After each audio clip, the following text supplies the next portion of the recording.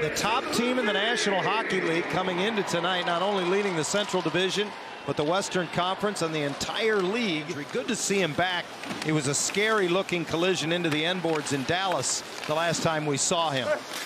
Dean Chisholm gets one through, and that's blockered out of play by Gibson. Jansen Harkins, and he did a good job of picking that puck up, skate to stick just outside the neutral zone. But the key for me, Johnny, he had that good speed away from the puck, and that's one of the things that Cronin has been emphasizing to his players. The Wild send it the length of the ice right on net. Gibson makes the play, and now room through the middle of the ice for Troy Terry. Releases on the puck and then trickles one. Didn't have a lot on it. Off the stick of Gustafsson. And then you add Jared Spurgeon to the mix. He's a guy who's kind of a free-form rover, if you will, in the offensive zone. Longtime Minnesota captain went to the bench for a change, and now Bogosian floats one through off of Gibson and just wide. Go back to that near miss, and it was Kaprizov that got a tip on that puck. Made it here nonetheless. Farber swings it around, and here comes Ryan Hartman. The veteran goes wide on the right side, got it on net, and it came through Gibson and knocked out of the crease behind him. Because there have been close calls at both ends. Popped loose, Killorn feeds the line. Fowler turns away as he's pressured out high by Devin Shore. Drops it off. Gudas got it through off of Gustafsson to the corner. And it's jammed up the wall and out.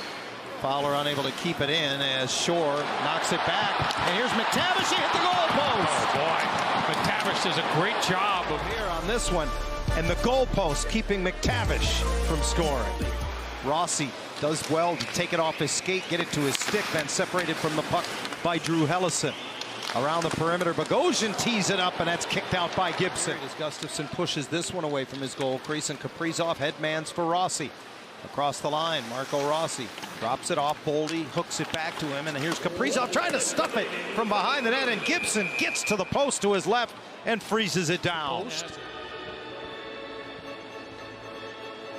Real good job by the goaltender there, and he's got the stick also there to cover up the puck. Oh yeah, it's just great. Well, you lived through the Gretzky effect in Southern California. You lived through the explosion, the initial explosion of the sport now, and as Brian pointed out, Marco Rossi to take the draw against Lundestrom, and with a new stick, he's able to win it. Around the boards, it's kept in by Kaprizov, snaps it over. Boldy thinks better of taking the shot. All alone at the far post, it's Rossi.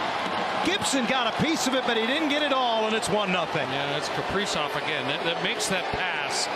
Kind of threads the needle. He caught the Ducks in their diamond a little bit spread out, and he just drilled that pass down low. And all in one motion, Marco Rossi just kind of chops his puck up and over the pad of Gibson. Watch this pass by Kaprizov. He just kind of chops his puck up and over the pad of Gibson. Watch this pass by Kaprizov. You can see Radko Gudas was caught a little bit high above the hash mark. Kaprizov said, you know what, I'll just zip it down to Rossi, and top shelf right under the bar for Marco Rossi. Not much that John Gibson can do about that. That is a pretty pass. I hope one day we don't look at hockey and think it's just for boys anymore, and that Pro League is really doing that. Well, here's a chance for Lacombe, and a whistle as Gustafsson is able to freeze it down.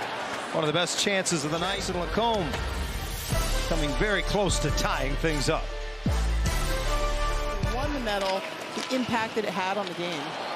Pass right up the middle, and Hellison coming back, pestering enough to keep Boldy from being able to get it past Gibson. There's that chemistry again between Kaprizov.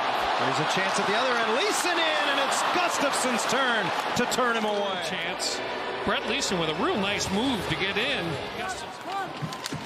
Well, things are opening up a little bit, Brian. We talked about it earlier. And a couple of end-to-end rushes, and Rossi had a chance but just couldn't handle the pass cleanly. Now a pile up in front of Gibson, and it ricochets in off the back of the Anaheim netminder.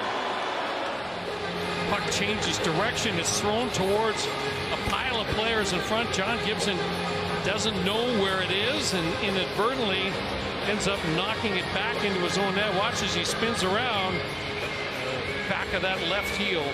nudges that puck. This is Jones trying to bring it out of the corner, and Zellweger just took it back.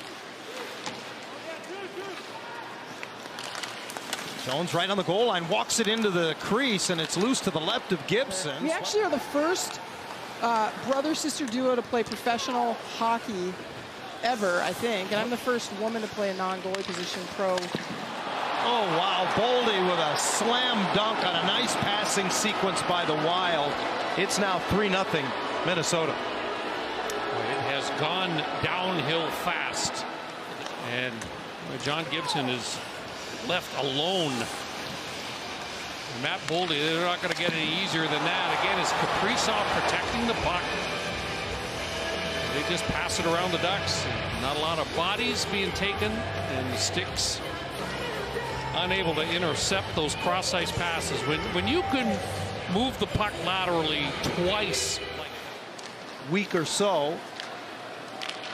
Leeson carries into the Minnesota zone, draped by defenders, sneaks it through. Oh, and McGinn tried to go high short side. Did Gustafsson get a little piece of that? I think he did. Watch as he gets the puck over the blue line, and he just zips that little backhand pass. Oh, and the post. McGinn's trying to go up top. Catches a little bit. Cam to center, and Vetrano and he bring it across the line. Kudus through the middle is the trailer. Good passing, good save by Gustafsson, loose, and Strome unable to convert. He couldn't kick it up to his stick.